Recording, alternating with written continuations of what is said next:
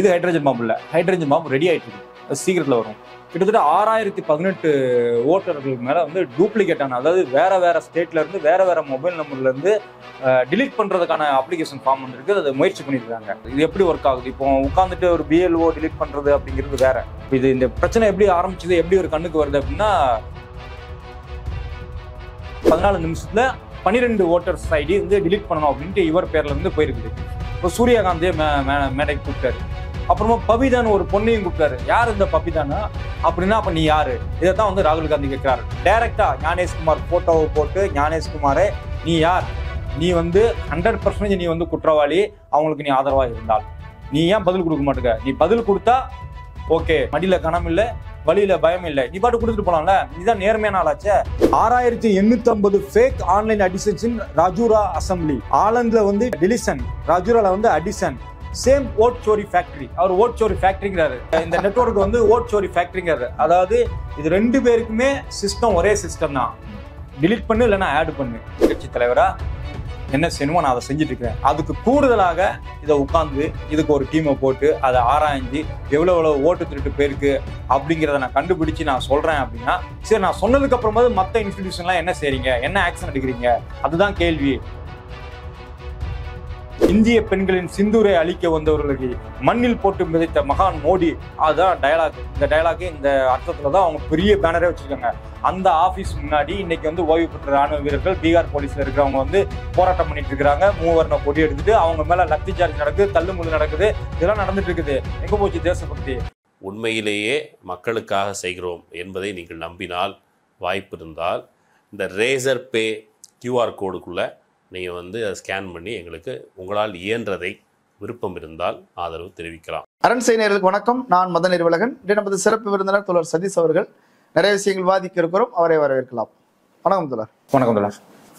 Hydrogen குண்டு எடுத்தது போட போறேன் அப்படின்னு சொல்லி ராகுல் சொல்லியிருந்தாரு. அது ஹைட்ரஜன் குண்டா அல்லது சாதாரண குண்டான்னு தெரியல. இன்றைக்கு மீண்டும் வாக்கு திருட்டு குறித்து ராகுல் காந்தி ஒரு பத்திரிகையாளர் சந்திப்பு நடத்தியிருக்கிறார். ரொம்ப விரிவான சந்திப்பு. வாக்கு திருட்டு 100% உண்மை என்பது போல ஒரு சொல்லி ஆதாரங்களையும் கொடுத்திருக்கிறார். எப்படி பார்க்குறீங்க? இல்ல, இது பிஜேபிக்கு எதிரான எந்த குற்றச்சாட்டுகளுமே நம்ம வந்து 100% உண்மை அப்படின்னு தான் நம்ம பார்க்க வேண்டியிருக்கோம். நம்ம பண்றது எல்லாமே திருட்டுத்தனமா தான் இருக்குது. அதை தொடர்ந்து நம்ம கவனிச்சுட்டு தான் தெரியும். இது வந்து ஹைட்ரஜன் பாம்பு போடல இன்னைக்கு. அவரே அதை சொல்லிட்டாரு. இது வந்து ஹைட்ரஜன் பாம்பு இல்லை, அதை நான் ரெடி பண்ணிட்டு இருக்கிறோம். நான் ஸ்டேஜுக்கு வரேன்னா 100% சாலிட் ப்ரூஃப், சாலிட் கான்கிரீட்டான ஒரு ப்ரூஃபோட தான் நான் வருவேன். அப்படி இல்லைன்னா நான் அந்த ஸ்டேஜுக்கு வர மாட்டேன். இன்னைக்கு நான் வந்திருக்கிறது வந்து ஒரு கிளாரிபிகேஷன். ஆமா, போன தடவை நீ ஓட்டுச்சேரியில் நான் வந்து போன கான்ஃபரன்ஸ்ல நான் வந்து ஓட்டுகளை சேர்த்தாங்கல்ல, அதை சொன்னேன். ஓட்டுகளை டிலீட் பண்றாங்க, அந்த சிஸ்டத்தை நான் உங்களுக்கு சொல்றதுக்காக வந்தேன். அந்த கான்ஃபரன்ஸோட தொடர்ச்சியா கூட இதை எடுத்துக்கலாம் அப்படின்னு நம்ம பார்க்கலாம். அவர் என்ன சொல்றாருன்னா, இது ஹைட்ரஜன் பாம்பு இல்ல, ஹைட்ரஜன் பாம்பு ரெடி ஆயிட்டு இருக்குது, அது சீக்கிரத்துல வரும். அது வாரணாசி, அது வாரணாசியாக தான் இருக்கும் நான் நினைக்கிறேன். அது மோடிக்கு நேரடியா மோடிக்கு சீட்டுக்கு கீழே வைக்கிற குண்டா இருக்கலாம் கூட நினைக்கிறேன். ஆனா ஹைட்ரஜன் பாம்பு இப்ப இல்ல. போன தடவை என்னோட கான்ஃபரன்ஸ்ல நான் வந்து அடிஷன் என்னெல்லாம் சேர்த்தாங்க, ஓட்டர்களை எப்படிலாம் சேர்த்தாங்க அப்படின்னு நான் சொல்ல வரேன். நீங்கெல்லாம் பார்த்துருப்போம். டாட்னு புள்ளிராஜா ஞானேஷ்குமார் தயவுல வந்து புள்ளிலாம் வச்சு விட்டாங்க பேரு. அப்புறமா ADGSTFன்னு கேப்சாலாம் வச்சு விட்டாங்க. அதெல்லாமே இந்த தடவையும் சொல்லியிருக்காரு. ஆனா முக்கியமா இந்த தடவை அவர் சொல்ல வந்தது என்ன அப்படின்னா, ஓட்டர்களை வந்து டிலீட் பண்ணிருக்காங்க. சரி, டிலீட் பண்ணது எப்படி அப்படின்னா, ஆலந்த் அப்படிங்கிற ஒரு ஊர்ல அங்க கர்நாடகால கிட்டத்தட்ட 6018 ஓட்டர்களுக்கு மேல வந்து டூப்ளிகேட்டான, அதாவது வேற வேற ஸ்டேட்ல இருந்து வேற வேற மொபைல் நம்பர்ல இருந்து டிலீட் பண்றதுக்கான அப்ளிகேஷன் ஃபார்ம் வந்துருக்கு. அதை முயற்சி பண்ணிருக்காங்க. இப்போ இது எப்படி ஒர்க் அவுட் ஆகுது? இப்போ உட்காந்துட்டு ஒரு பிஎல்ஓ டிலீட் பண்றது அப்படிங்கிறது வேற. இது இந்த பிரச்சனை எப்படி ஆரம்பிச்சது, எப்படி ஒரு கண்ணுக்கு வருது அப்படின்னா, கர்நாடகாவில் இருக்க ஒரு பிஎல்ஓ வந்து தன்னுடைய ஒரு 6000 பேர் கிட்டத்தட்ட ஓட்டர் வந்து டிலீட் ஆயிருக்குது. அதுல பார்த்தா தன்னோட ரிலேட்டிவோட பேரும் டிலீட் ஆயிருக்கு. உடனே அவர் இன்னொரு பிஎல்ஓட்ட கேட்கிறாரு, அதுக்கு பொறுப்பான பிஎல்ஓட்ட, நீ என்னோட மாமா பேரை நீ டிலீட் பண்ணியா, எப்படி டிலீட் பண்ணலாம் என்ன மாதிரி கேட்டுக்காரு. அவர் சொல்லிட்டு, ஐயோ நான் எதுவும் டிலீட் பண்ணல அப்படின்னு இருக்காரு. என்னடா இது, பிஎல்ஓ நாங்களே டிலீட் பண்ணல, அப்போ வேற யார் இதை டிலீட் பண்ணா அப்படின்னு அங்க இருந்து அந்த ஒரு விஷயம் ஸ்பார்க் ஆகி இப்போ தேட ஆரம்பிச்சிருக்காங்க. தேட ஆரம்பித்தால் சாக்கு மேல சாக்கு, அதிர்ச்சி மேல அதிர்ச்சி. என்ன அப்படின்னா, இந்தியாவின் வெவ்வேறு மாநிலங்களிலிருந்து மொபைல் நம்பர், அதாவது கர்நாடகாவில் இருக்கிற ஓட்டர் லிஸ்ட் வந்து வேற மாநிலங்களிலிருந்து வேற இடத்துல இருந்து வேற மொபைல் நம்பர்ல இருந்து டிலீட் செய்யறதுக்கான ஃபார்ம் வந்து ஃபில் பண்ணப்படுகிறது. ஒரே ஒரு ஆள், கோதாபாய் அப்படிங்கிற ஒரு வயசான அம்மா, அந்த அம்மாவுக்கு இன்டர்நெட்டுக்கும் தெரியறதுக்கு வாய்ப்பு இல்லை, அதுக்கு மொபைல் யூஸ் பண்ண தெரியல, வேணா மொபைல யூடியூப் பார்த்துட்டு அவங்க பார்த்து டைம் பாஸ் பண்ணிட்டு இருந்திருப்பாங்க. அந்த அம்மா பேர்ல 12 பேர் வந்து டிலீட் ஆயிருக்காங்க. டிலீட் ஆகிறதுக்கான மெசேஜஸ்லாம் வந்துருக்குது, அப்ளிகேஷன்லாம் வந்துருக்குது. என்னடா இது கொடுமை அப்படின்ட்டு அவங்கள்ட்டே போய் இவர் வந்து போட்டே காட்டார். அந்த கான்ஃபரன்ஸ்ல அவர்கிட்ட லைவ்ல வீடியோ அவங்க ஏற்கனவே ரெக்கார்ட் பண்ணதை எடுத்து காட்டுறாங்க. எனக்கு இதுக்கும் எந்த சம்மந்தமும் இல்லை, நான் இது வரைக்கும் யாரையும் டிலீட் பண்ணது இல்லை. சரி, நீ வந்து லைவ்ல வீடியோ எடுத்து போட்டாதான் நீ நம்ப மாட்டே அப்படின்ட்டு அவரு அடுத்து என்ன சொல்றாரு, சூரியகாந்த் அப்படின்னு ஒருத்தர் கூப்பிடுறாரு. சூரியகாந்த் அப்படிங்கிறவர் வந்து அவர் பேர்லயும் ஒரு கிட்டத்தட்ட 12 ஓட்டு 14 நிமிஷத்துல டிலீட்டிங் ஃபைல் வந்து அப்ளை ஆயிருக்குது. டிலீட் பண்ணணும் அப்படின்னு ஜஸ்ட் 14 நிமிஷத்துல 12 ஓட்டர்ஸ் ஐடி வந்து டிலீட் பண்ணணும் அப்படின்ட்டு இவர் பேர்ல இருந்து போயிருக்குது. இப்போ சூரியகாந்தே மேடைக்கு கூப்பிட்டாரு. அப்புறமா பபிதான்னு ஒரு பொண்ணையும் கூப்பிட்டாரு. யார் இந்த பபிதானா, அந்த 12 ஓட்டர் ஐடி டிலீட் செய்யப்படுறது இல்ல, அதுல ஒருத்தர் தான் பபிதா, பாதிக்கப்பட்டவர். இவர் வந்து டிலீட் செய்தவர். அப்போ இவர்கிட்ட கேட்கறாங்க, ஐயா நீங்க எது டிலீட் பண்ணீங்களா அப்படின்னா, அம்மா சத்தியமா எனக்கு ஒன்றும் தெரியாதுங்க, அம்மா சத்தியமா எனக்கு ஒன்றும் தெரியாதுங்கிற மாதிரி அவரு கன்னடத்திலேயே வந்து என்னோட பேர் இது, என்னோட ஊர் இது, எனக்கு இந்த மாதிரி இதுல எனக்கு எந்த சம்மந்தமும் கிடையாது, ஆனா என் பேர்ல இருந்து 12 ஓட்டுகள் 14 நிமிஷத்துல டிலீட் செய்ய சொல்லி அப்ளிகேஷன் போயிருக்குது. இன்னொரு எவிடன்ஸ் எடுத்து காட்டுறாரு. நாகராஜ் அப்படிங்கிறவரு காலையில 4 மணிக்கு இருந்துச்சு டிலீட் பண்றதுக்காக அப்ளிகேஷன் அனுப்புனாரு. விடிய காலம் இருந்துச்சு அப்படியே சொல்றாரு ராகுல் காந்தி. அதாவது அங்க இருக்கிற நிருபர்கள் எல்லாம் இங்கிலீஷ்ல முடிஞ்சதும் நீங்க ஹிந்தியில பேசுங்க, ஹிந்தியில ஒரு தடவை சொல்லுங்க அப்படிங்கிறப்போ அவர் சீரியஸே சொல்றாரு. அவர் 4 மணிக்கு எந்திக்கிறாரு. 4 மணிக்கு எந்திரிச்சு ஒரு பேர்ல வந்து அப்ளிகேஷன் நினைச்சு அனுப்புறாரு, டிலீட் அப்ளிகேஷன். அப்புறம் இன்னொரு பேர்லயும் டிலீட் அப்ளிகேஷன் அனுப்புறாரு. அந்த அப்ளிகேஷனுக்கும் இந்த அப்ளிகேஷனுக்கும் உள்ள வித்தியாசம் எவ்வளவுன்னா டோட்டலா 40 செகண்ட் தான். 40 செகண்ட்ல 2 ஃபார்ம் எப்படி நிறைக்க முடியும்? அங்க என்னன்னா அவருக்கு சூரியகாந்த் என்னன்னா 12 அப்ளிகேஷன் 14 மினிட்ல அங்க நிறைச்சு அனுப்பியிருக்காங்க. இங்க என்னன்னா 2 அப்ளிகேஷன் அந்த நாகராஜ் அப்படிங்கிறவரு காலையில 4 மணிக்கு எழுந்திரிச்சு டிலீட் அப்ளிகேஷன் அனுப்பிட்டு 2 பேருக்கு அனுப்பிட்டு 40 செகண்ட் மட்டும் தூங்கிட்டார் போல. அப்போ இது எப்படி சாத்தியமாகுது? ஆக இதுக்கு பின்னாடி ஏதோ ஒரு சாஃப்ட்வேர் யூஸ் பண்ணப்படுகிறது. அந்த சாஃப்ட்வேர் என்ன, அது எப்படி டார்கெட் பண்ணுது, யாரை டார்கெட் பண்ணுது அப்படின்னு அதையும் அவர் சொல்றாரு. அந்த சாஃப்ட்வேர் என்னன்னு தெரியல, அதை வந்து எலெக்ஷன் கமிஷன் சொல்லணும். ஆனால் 2018 10ல் 8 பூத்துல வந்து காங்கிரஸ் வந்து ஜெயிச்சிருக்குது. அந்த 8 பூத்துல தான் இந்த மாதிரி அட்டாக் நடக்குது. அதாவது காங்கிரஸ் எங்க ஜெயித்ததோ அந்த இடங்களில் அவர்களுடைய ஓட்டுகளை ரெடியூஸ் பண்றாங்க. சோ அதனாலதான் நாங்க சொல்றோம் இது வந்து அப்பட்டமான ஓட்டு திருட்டு, ஓட் சோர், கத்தி சோர் அப்படின்னு ராகுல் காந்தி அழுத்தம் திருத்தமாக 100% நீங்க சொன்ன வார்த்தைகள் அந்த 100% ப்ரூஃபோட நான் சொல்றேன், இது வந்து ஓட்டு திருட்டு. இந்திய நாட்டின் பிரதமர் மோடி வந்து அந்த சேர்ல உட்கார்ந்துருக்காருன்னா அது திருடிட்டு போய் உட்கார்ந்துருக்க சேரு. அவர் வந்து மக்கள் ஓட்டு போட்டு அவர் வந்து ஜெயிக்கவே இல்லை, அது மொத்தமான திருட்டு ஓட்டுல வந்தது. இன்னைக்கு பீகார்ல எஸ்ஐஆருங்கிறதும் அதற்கு உண்டான ஒரு முகாந்திரம், அதுக்குண்டான அடிப்படையா ரகசியமா நடந்தது, வெளிப்படையா செய்றாங்க. அதாவது நீங்க முன்னாடி இருந்தே நீங்க பாத்தீங்கன்னா இவங்க என்னன்னா எலக்டோரல் பாண்ட்ஸ் அப்படி கொண்டு வந்தாங்க. அது எது கொண்டு வந்தாங்க? நீ வந்து ஒரு கம்பெனில இருந்து ஒரு கட்சி வந்து டொனேஷன் வாங்குறது, அதெல்லாம் வந்து கொஞ்சம் பிளாக் மணியாவோ கொஞ்சம் ஒயிட் மணியாவோ நம்ம பண்ணிட்டு இருந்தானுங்க. ஏன்னா அவ்வளவு கஷ்டப்படணும், வா நம்ம நேரையோ நீ கொடுத்துரு, எல்லாரும் முன்னாடியும் கொடுத்துரு, எப்படி பண்ணணுமோ அப்படி பண்ணிக்கலாம் அப்படின்ட்டு புதுசா 40 கம்பெனியை திறந்து அதுல இருந்து இவங்களுக்கு எலக்டோரல் பாண்ட் பணம் வருது. அந்த எலக்டோரல் பாண்ட் மூலம் அதிகமா பணம் பெற்றது பிஜேபி தான். ஆக இவங்க வந்து தவறுகளை சட்டப்பூர்வமாக சரியாக செய்வதில் வந்து தேர்ச்சி பெற்றவர்கள். அந்த அடிப்படையில இந்த ஓட்டு சோறு இதெல்லாம் இவர் எடுக்கவும் இப்ப அவங்க எஸ்ஐஆர் மூலமா எலெக்ஷன் கமிஷன் மூலமா அதையும் செய்ய ஆரம்பிச்சிருக்காங்க. ஆனா இங்க கேள்வி என்னன்னா, என்னோட 2018 10 பூத்ல 8 பூத்து நான் ஜெயிச்சிருக்கிறேன், அங்க எனக்கு அதிகமா ஓட்டு வந்திருக்கு. அந்த பூத்துகளில் வந்து டார்கெட் பண்ணப்படுது. அது எப்படி வந்து செலக்ட் பண்ணப்பட்டு டார்கெட் பண்ணப்படுகிறது? வெவ்வேறு மாநிலங்களிலிருந்து வெவ்வேறு மொபைல்ல இருந்து வருது அந்த மெசேஜ். அந்த டிலீட் அப்ளிகேஷன்லாம் வெவ்வேறு மாநிலத்துல வந்து. இன்னொரு கேள்வி இருக்குல்ல, இப்ப நான் வந்து ஒரு அப்ளிகேஷன் ஒன்று கொடுக்குறேன் அப்படின்னு சொன்னா இப்ப எனக்கு வந்து ஓடிபி வரும். இப்ப நான் ஓடிபியை வந்து நான் போட்ட பிறகுதான் அது ஆக்டிவேட் ஆகணும். அப்ப நான் வந்து செய்யல, வேற ஒரு சாஃப்ட்வேர் செய்யுது அப்படின்னா எப்படி இந்த ஓடிபி வருது, எப்படி ஜென்ரேட் ஆகுது, எப்படி வந்து அது? அதைத்தான் அவர் வந்து எலெக்ஷன் கமிஷன் முன்னாடி கேட்கிறாரு.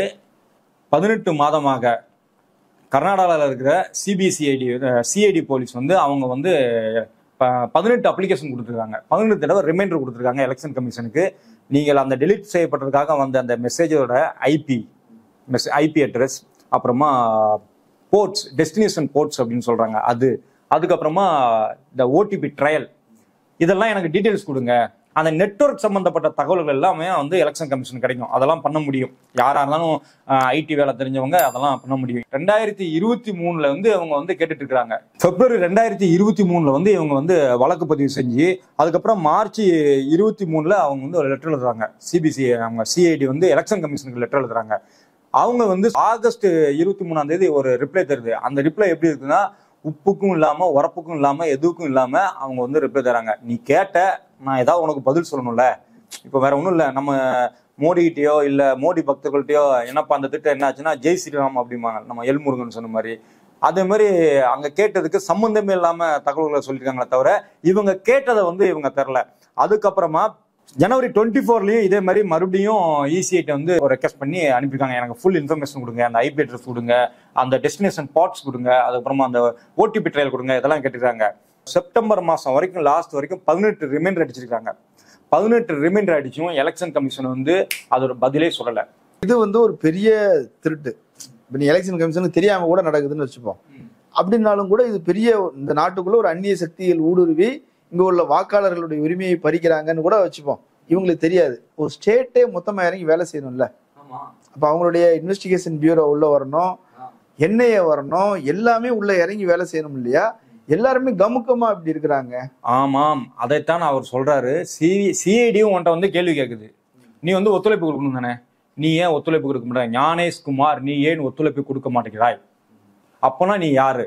நீ யாருக்கு ஆதரவாக செயல்படுற? நீ தான் குற்றவாளி. நீதான் குற்றவாளி. ஏன்னா இப்போ நான் திருடுறேன் வச்சுக்கோங்களேன், என்கிட்ட வந்து நீங்க தகவல் கேட்டா நான் கொடுப்பேனா? நான் கொடுக்க மாட்டேன். நான் தான் திருடுன்னு வச்சுக்கோங்களேன். என்கிட்ட வந்து ஐயா நீங்க இந்த மணிக்கு இங்க போனீங்களா, உங்க ஆட்கள் இந்த மாதிரி இத்தனை மணிக்கு இங்க போனாங்களா வந்தாங்களான்னு கேட்டா நான் மௌனமா இருந்தா என்ன அர்த்தம்? ஒண்ணு இருக்குன்னு சொல்லணும், இல்ல இல்லன்னு சொல்லணும், இல்லைன்னா இந்தா அப்படின்னு தரணும். இல்ல நீயா இன்வெஸ்டிகேட் பண்ணணும். நீயும் இன்வெஸ்டிகேட் பண்ண மாட்டே, இன்வெஸ்டிகேட் பண்றவனுக்கும் நீ வந்து தகவல் கொடுக்க மாட்டே அப்படின்னா அப்ப நீ யாரு? இதைத்தான் வந்து ராகுல் காந்தி கேட்கிறாரு. டைரக்டா ஞானேஷ்குமார் போட்டோவை போட்டு, ஞானேஷ்குமாரே நீ யார்? நீ வந்து 100% நீ வந்து குற்றவாளி, அவங்களுக்கு நீ ஆதரவா இருந்தால் நீ ஏன் பதில் கொடுக்க மாட்டேங்க? நீ பதில் கொடுத்தா ஓகே, நீ வந்து இந்த தகவல் கொடுத்தா ஓகே, நெஞ்சில என்னது மடியில கனம் இல்லை, வழியில பயம் இல்லை, நீ பாட்டு கொடுத்துட்டு போலாம்ல. நீதான் நேர்மையான ஆளாச்சே. எலெக்ஷன் கமிஷன் கூட 100 கோடி மக்கள் இருக்காங்க, 140 கோடி மக்கள் இருக்காங்கலாம் டைலாக் கூட்டல போன கான்ஃபரன்ஸ்ல, பிரஸ் கான்ஃபரன்ஸ்ல. இப்போ கொடு, ஏன் கொடுக்க மாட்டேங்கிற? இதுதான் ராகுல் காந்தி வச்சிருக்கிற கேள்வி.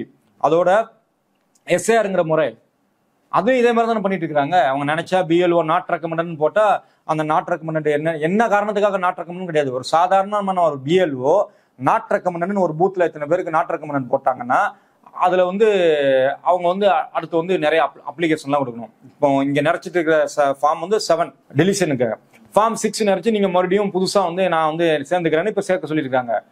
12% ஓட்டுகள், 10ல இருந்து 12% ஓட்டுகள் பிஎல்ஓ நாட் ரெக்கமெண்டட் அப்படிங்கிற அடிப்படையில வந்திருக்குது பீகார்ல.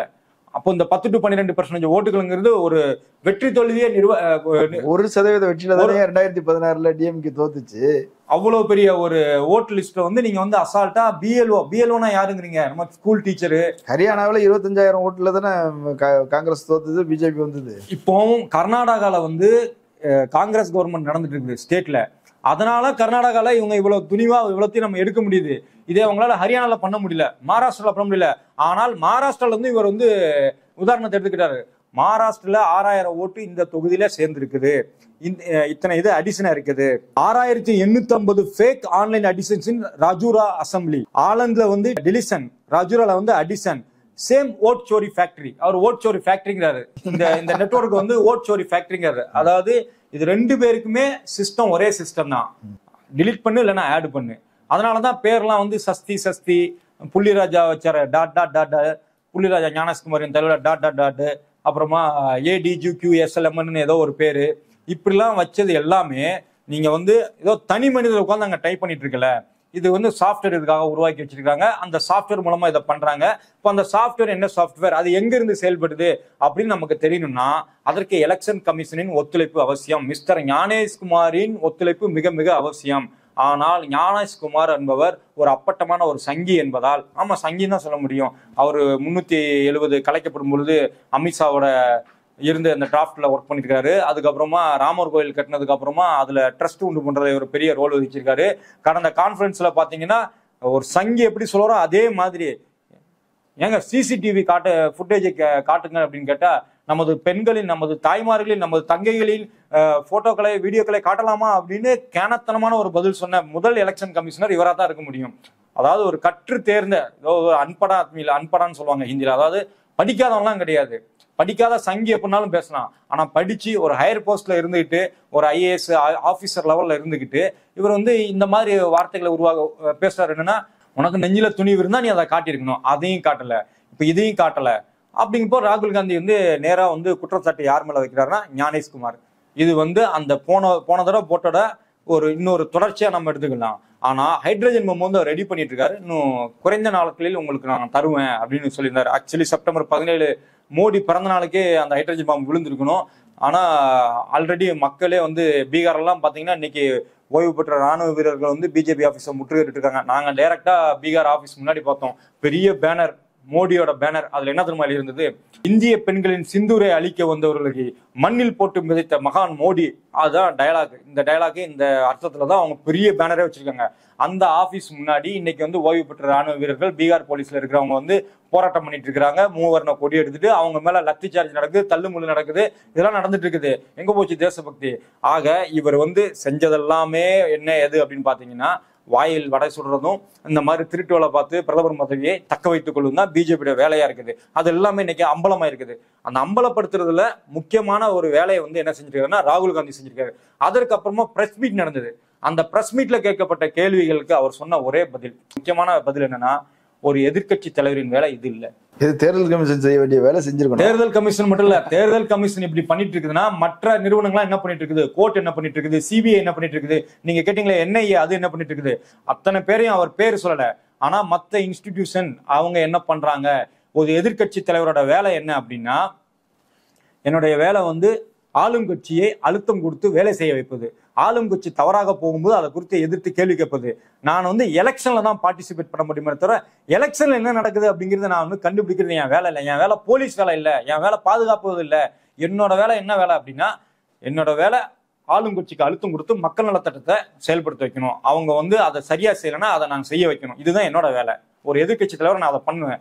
ஆனா அதை விட்டுட்டு இந்த ஓட்டு யார் பண்ணா, யார் திருடினா, யாரு சேர்த்தா, யாரு டிலீட் பண்ணா, இதெல்லாம் நான் கண்டுபிடிச்சிருக்கிறது வந்து என்னோட வேலை கிடையாது. நான் அதையும் செஞ்சு மக்கள் முன்னாடி வச்சுட்டேன். ஏன்னா அவங்க லாஸ்ட்ல கேட்கறாங்க, ANL இருந்து, PTIல இருந்து, இன்னும் 2-3 சேனல்ல இருந்து கேள்விகள் கேட்டாங்க. அவங்க எல்லாமே கேட்ட கேள்விகள் என்ன அப்படின்னா, ஒரு வாரத்துல இதுக்கு ஞானேஷ்குமார் பதில் சொல்லணும்னு சொல்லியிருக்காரு.